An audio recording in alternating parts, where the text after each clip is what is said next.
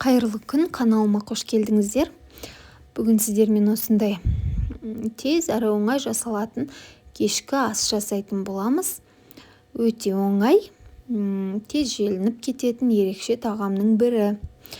Олай болса бізге керегі етіміз, үйдегі бар сәбізіміз, пиязымыз деген сияқты күнделікті қолданатын өнімдеріміз. Қызып тұрған осындай қазанымызға сұйық майымызды құйып, етімізді жақсылап қуырып аламыз.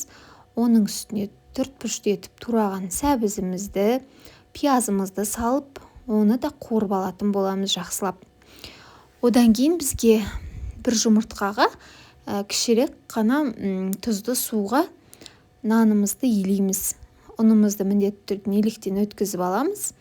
Жақсы жұмсақ массада, қатты емес, орташа массада осылай нанымызды илеп шығаратын боламыз.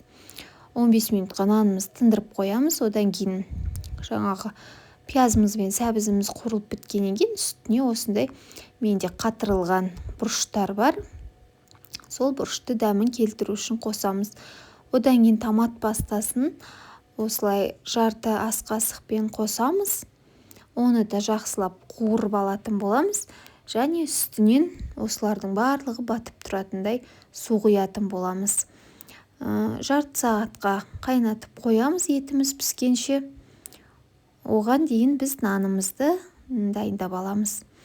Тынып тұрған нанымызды осылай жұқа етіп жайып аламыз, бір келкі етіп.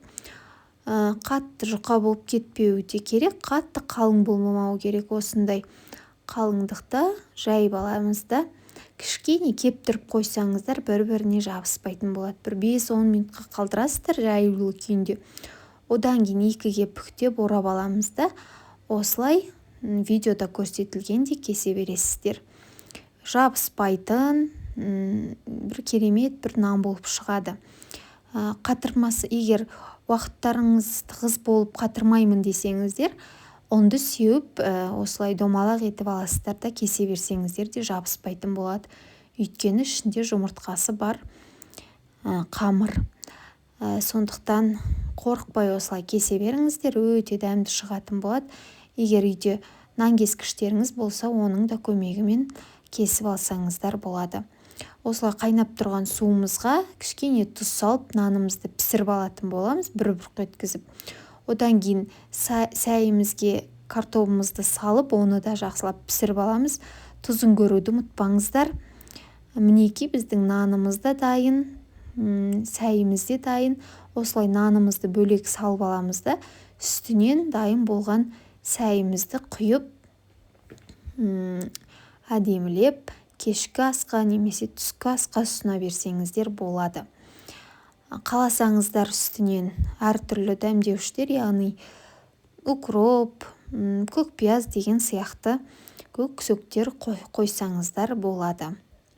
Достар, егер менің рецептерім ұнап жатса, каналдарым ұнап жатса, мені қолдап, осы қазақша каналымды қолдап кетсеңіздер, каналыма тіркеліп кетсеңіздер, лайк басып, комментарий қалдыруды да ұмытпаңыздар. Алдын ала көп рахмет, сіздерден қолдау күтемін. Мінекей осындай өте дәмді, ерекше тағамды қабыл алыңыздар. Көп рахмет.